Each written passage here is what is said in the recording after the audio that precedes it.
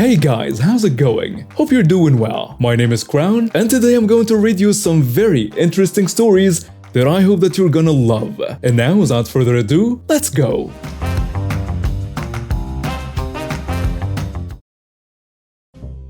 On June 19th, I was rear-ended by a grey Dodge Ram.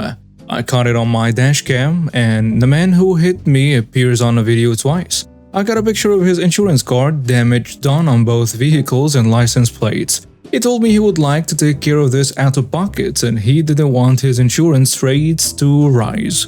I was okay with this, and I've done it before with no issues. The next week I sent my truck in for an estimate. Up until this point, we have been texting back and forth with no issues. I emailed him a copy of the estimate and communication stopped. After hearing nothing from him for 3 days, I called his insurance and filed a claim because I'm not about to be jerked around. They came back the same day telling me he had stopped paying back in March, and so his insurance had been cancelled. They could not honor the claim. I was furious. I called and texted him relentlessly with no response. He was not going to pay, and neither was his insurance, despite his insurance card saying it expired on July 1st. I called my insurance, and even though I was not at fault, I have to pay $500 for repairs deductible, and I immediately went to the Denver County Court and filed paperwork for small claims and onto the Sheriff's Department to serve him paperwork. The police were no help. Shocker. The address he provided on his insurance was falsified, and after telling the deputy 4 times to run his license plates, he finally did that. The same address was used to register his vehicle. There was no other way we could find him, and so I was hopeless. I was going to pay for this jerk's damage and he was going to get away with it. Until this morning, I decided to do a few Google searches for his name, Denver. A rip-off review popped up. A man with the same name had redone a patio and did a bad job at it. Fortunately for me, I thought I'd go ahead and call the company. I asked the receptionist for an estimate/consultation to do some yard work and specifically requested the name of the jerk, as I heard he was great at this stuff. She said he was great at landscaping, so I asked, "He's the one who drives a grey Dodge truck, right?" She said yes. My heart stopped. That was all I needed. I called the deputy who was attempting to serve him, and they are currently on their way to serve the paperwork at his company. "I found you, you piece of crap, and I'm going to make sure you pay. The court date is August 12th, and I'll see you soon." Update. To clear up a misconception from last time, I did call the police at the time of the incident, and they would not come out because it was on private property. When I left you guys last time, the police were about to serve this dude the paperwork. I had found him, and I was awaiting a phone call from the Sheriff's Department with a confirmation, but they arrived at the defendant's business address and no one was at the address. The deputy told me he could try again tomorrow, but I was already not a fan of the way the police had acted until this point. So I told him to leave the paperwork at the police station and I will take care of it myself. I enlisted a co-worker, David, to serve this guy instead. I drove David to the place of business, a 2-story decrepit business complex with grey stonework and 70s-style brown trimming. The defendant's place of business was on a 2nd story, in a dark corner amidst other small businesses. It was extremely quiet and not one of the offices upstairs was occupied. David knocked on the door with no answer. However, there was a mail slot in the middle of the door. We looked through it and saw that the office was about the size of a Mini Cooper, with a solitary disk and a Dell PC. Nothing was on, and there was no phone. We called the phone number I had tried earlier and no one answered. So we went downstairs hoping to speak to another business owner as to the whereabouts of this guy. For some reason, the empty office gave me a really uncomfortable feeling. On the 1st floor was a phone repair shop with 2 sales reps at the counter. David nervously asked one of them if they knew who George X was. The man responded, "Are you here to serve him?" Dave laughed and asked how he knew that. The man told him that they get people in here every week attempting to serve George X. So this dude has been running from people for quite a while. I need to tell you here that Reddit really helped in this investigation. One user told me about Colorado Secretary of State website. I used it and found another business address for the same company. Div and I drove there, but the office space was completely empty. Those were the only two leads I had. I felt defeated and without closure. The last resort I had was another user who offered his private investigative services to me on another thread. I messaged him, and within an hour I was on the phone with him, giving every piece of information I had about the defendant. Semyonov, who referred to him as PI, told me to give him a few hours and he would call me back. Sure enough, within an hour he called me and went through the full background on George X, a Hispanic male in his early 40s who has liens and judgments against him stemming all the way back from 1997. The defendant has been all over Colorado since 1997, setting up at least 10 to 12 small businesses, all with multiple P.O. boxes. The addresses were impossible to find and the phone numbers were bunk. One address happened to be a prison in my hometown of Cannon City, so we assumed he was a convicted felon. The multiple businesses this man set up was a telltale indicator of money laundering activity. He had filed for bankruptcy twice, but he recently sold a business in 2013 for over $600,000. So he wasn't exactly poor. Unfortunately, despite the full record PI pulled up, there was absolutely nothing new for us to go on. After a few back-and-forth phone calls from other attempts, I told the PI that he had done his job and that I had felt a strong sense of peace, knowing that not only have dozens of people attempted this very same thing before to no avail, but that I had exhausted every resource available to me. I went back home and relaxed for the day. 30 minutes later my phone rings, PI called and told me that he tried another database, one that usually doesn't pull up many results. However, this time an address popped up for a home about 15 minutes north of me in Commerce City. The home is owned by an Asian couple, but the utilities are in the name of the defendant. PI told me that he could do surveillance of the home at an hourly fee, but I told him that I will go by and see if I found anything first. I got in my truck and drove to the address. The home was among an absolutely gorgeous neighborhood surrounding a golf course. Each of them was $500K plus. I rounded the corner for the address and 2 houses down, the gray Dodge Ram was sitting in a driveway. The license plates matched the photos I took. He was at the house. I drove down to the end of the street and called a PI. I needed him served right here, right now, while we still have a chance. I met up with him at a King Soopers grocery store about 2 blocks away, and he went through the game plan. He will park across the street and use his binoculars to spot George. All the PI needed was a visual confirmation and the papers would be served. Both the PI and I carry concealed weapons, so I parked 2 houses down and stood on a sidewalk as a PI pulled across the street. As PI's brakes quietly squeaked as he stopped, George came outside and started loading his truck. He was getting ready to leave somewhere. The PI got out of his car and had his cell phone in his shirt pocket, recording the entire exchange. PI asked, "Are you Mr. George X?" "No." George replied, "Well, does he happen to live here?" "No, no one by that name lives here." "Oh really? Because I know what you look like and your plates and vehicle match up to you." "Are you profiling me, bro?"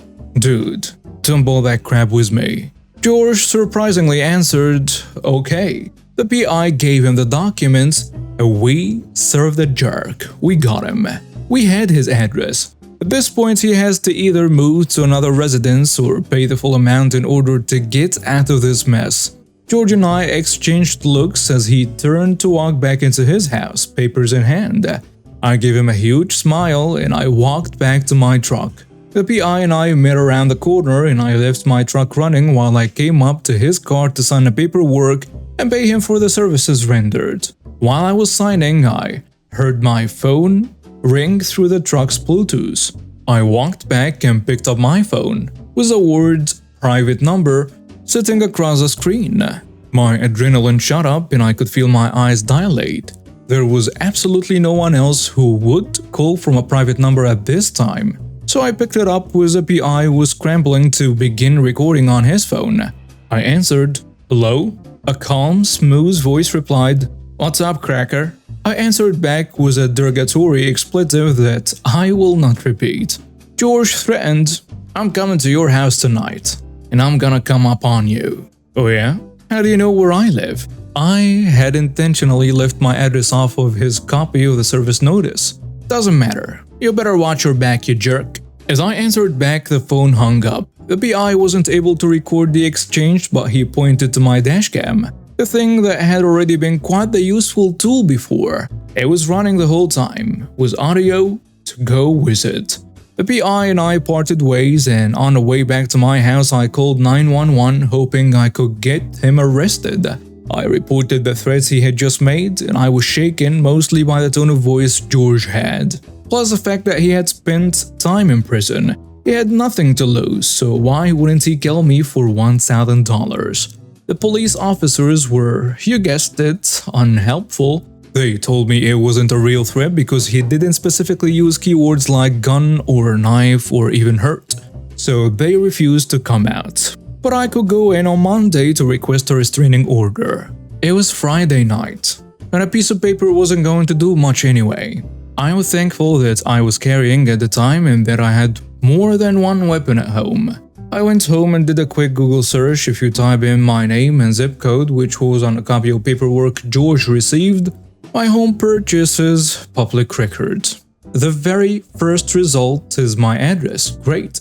So I started packing my weapons into my truck, set my home video cameras to record, talked to my neighbors, had my roommate go to her friend's house for the weekend, and I left. I met up with a PI who attempted several times to get the police to come out and at least file a report, but to no avail. After waiting for a while, I went to my girlfriend's house and stayed there for the weekend, periodically logging into my cameras from my tablet and checking on the house. Fortunately, he didn't show up, and my neighbors did not report a gray Ram driving around the area.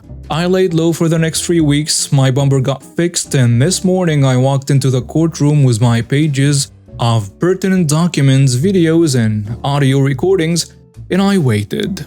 George did not show up, and the surprisingly very rude judge ruled in my favor by default for a total of $1,067.88.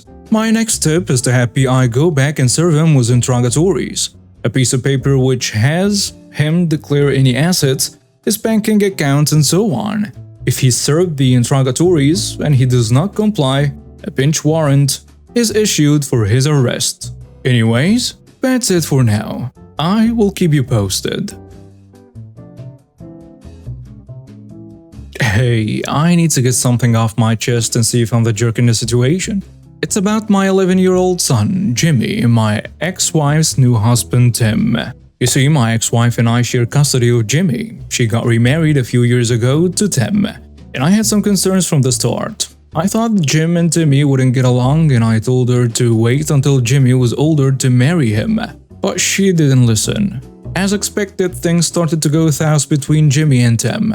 Tim was trying to be this authoritarian figure in Jimmy's life, and he was crossing a lot of boundaries. It was clear to me that they were not getting along at all. I tried to mediate between them, but it seemed like every time I did, Tim just pushed harder. And let me tell you, Jimmy wasn't playing both sides or anything. He was genuinely miserable at his mom's place. The one day it all came to a head. Jimmy refused to go back to his mom's house after one of Tim's attempts to discipline him went terribly wrong. I decided I wasn't going to force Jimmy to go back there if he was that unhappy. Of course, my ex-wife did not take that well. She threatened to call the sheriff on me, and you know what? I told her to go ahead and do it. So she did. The sheriff showed up and they talked to Jimmy and me. After their conversation, they went back to my ex-wife and told her that they weren't going to force Jimmy to go back to her house.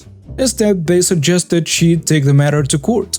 But before she could do that, we had another unexpected visit, this time from Child Protective Services. It turns out that the sheriff had notified them about our situation. CPS interviewed everyone involved, and in the end, They got a court order stating that Tim couldn't live in the same house as Jimmy. That was a shocker for my ex-wife, and she was not happy about it at all. I had to sit down with her to discuss the situation, and I couldn't help but laugh. I told her that she had tried to play the system, and it had completely backfired on her. I didn't even have to lift a finger because she did all the work for me. Jimmy hasn't spent a night at his mom's in 2 months now. Instead, he's been living with me, my new wife, and my other 2 sons. Let me make it clear, Jimmy is not playing me. I've disciplined and grounded him just like I would with my other kids. He's doing just fine here, and he's genuinely happier. He's not caught in the middle or manipulating the situation. He simply feels more at ease living with us. On the other hand, I know that my ex-wife and Tim are fighting like cats and dogs over the situation. She even called me a jerk for making her choose between her husband and her son. So I don't know, am I the jerk in all of this? I just want what's best for my son, but it seems like my ex-wife can't see that. What do you think, Reddit? And now some comments on the post. Someone saying, "You're not the jerk, but I'm hugely concerned about why Tim isn't allowed to be in the same house and why the sheriff saw the need to call CPS. Please think about talking to your son and maybe getting him therapy if he says anything even mildly concerning. They don't say stuff like that for nothing. Your ex's new boy toy is either hiding something from her or she's hiding something about him from you, and maybe have put your son in a dangerous position." Another commenter adds, "You're not the jerk, and there is a reason that CPS said that Tim cannot live in the same house as your son. Something pretty bad for them to make that call. So whatever it is, your ex is siding with her new husband over her own son. You aren't making her choice, she put herself in this position. You're choosing to put your son first and make sure he's properly cared for, which is what a parent is supposed to do. I wanna know what Tim did though. CPS doesn't make a call like that without real reasons to." Third commenter goes with, "Not the jerk. I work in family law and see the same thing almost weekly. First, I'm glad your kid is safe and flourishing in your home. My not legal advice to you would be not to try to stay on as civil terms with your ex as you can. The CPS has already been called and findings made. You don't want her playing that game with you. No one ever wins." This happened about 17 years ago in a major city in the very south of Netherlands with a Renault dealership. I had a new job and we needed a second car. We bought a new Twingo, a car that went for about 12,000 euros. There were 2 stipulations in the contract when we bought the car. First was that we had to get financing through Renault. Second was that 3 years maintenance was included. We financed the minor part for 3 years at 0 interest. After the first year, I took the car for its first service. I had about 12,000 kilometers on the odometer. When I dropped the car off, I was asked if there was anything that needed attention. I think I answered something like, "Do whatever you need to do." In the late afternoon, when I picked up the car, 3 rather bulky men were standing behind the service desk. I remember they were really focused on me when I was presented with a bill. The bill was for about 1,000 euros, and for a 1-year-old car, was just 12k kilometer. I immediately understood what had happened. They must have figured that they could inflate the bill with all kinds of nonsense maintenance actions since I gave them carte blanche. And to avoid any troubles, they made sure that I could be intimidated by them being with 3 people. I just very friendly asked for my car key. "But you have to pay first." "No, I don't. Please. May I have my car keys?" Instead of enlightening them straight away, I kept going like this for a bit longer. When things started to get a bit unfriendly, I reminded the rib that I had bought the car at this dealership including 3 years of maintenance. All 3 guys turned a few shades lighter, frantically searching for the contract, whispering, moving away to the office out of earshot. It took about 10 minutes before the rip came back out and handed me my keys. I ended up getting its 3rd service just before the 3 years had elapsed, and as soon as I got the title to the car, I traded it in for a car of a different brand. And as you would expect, the bill for the 2nd and 3rd services was less than 300 to 400 euros. In the past, my faithful dog played a pivotal role in sending an entitled parent and her entitled child to jail. This incident took place many years ago when I resided in a picturesque sun-soaked southern state. I lived in a charming little house complete with a 10.5-foot fence in the front, 8-foot barriers on the sides, and a 10-foot chain-link fence at the back. As luck would have it, my work allowed me to work from home in my office with a pleasant patio, unless the weather decided otherwise. My loyal companion was a German Shepherd Rottweiler mix named Sari.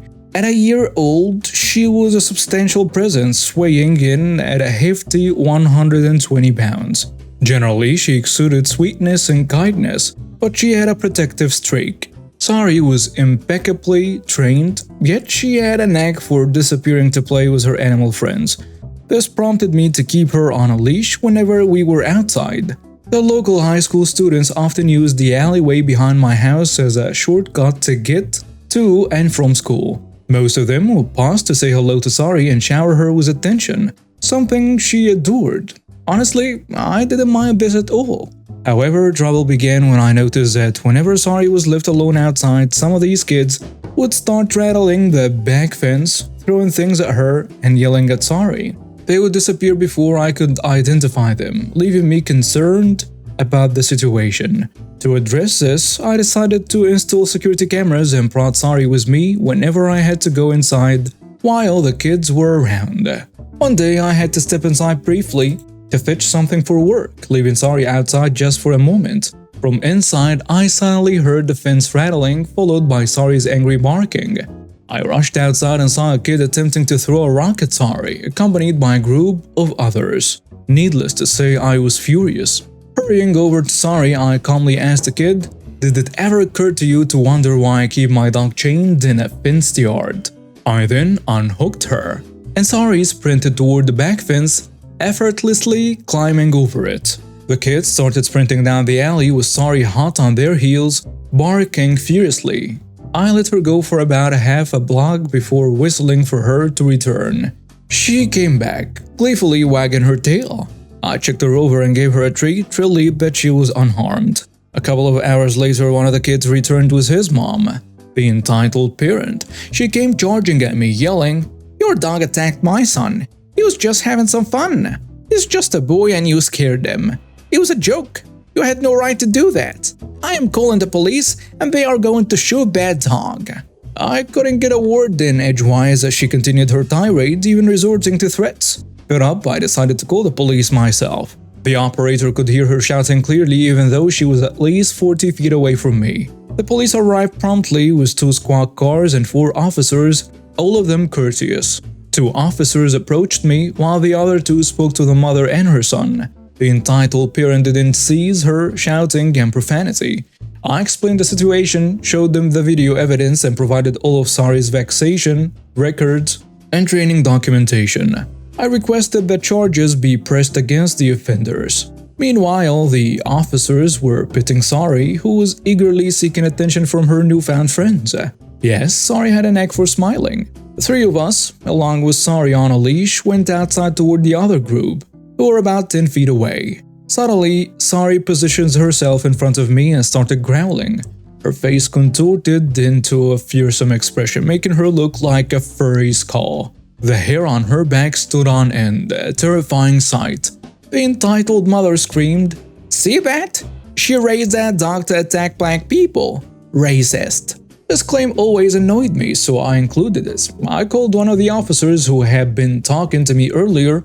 He approached me cautiously since Sari was displaying her teeth. I moved closer to my house and whispered that either the mother or the child might be carrying a gun, which explained Sari's protective stance. This had happened before and I wanted to err on the side of caution. To silence me, or out of caution, the officer decided to search the entitled mother and her child. And to everyone's surprise, they found an unregistered gun on the mother and a 6-inch switchblade on the child, both illegal in that state. In addition to animal cruelty charges, they were now facing charges for carrying concealed weapons, possessing a firearm while on probation, resisting arrest, and a few other offenses. Throughout this whole ordeal, the mother never stopped screaming even as she was driven away. I doubt that's how she or her child expected their day to end. But as for me, I relished the fact that I never saw them again, and the child ceased harassing Sari. And now we have reached the end of today's stories. Thank you for watching and see you next time.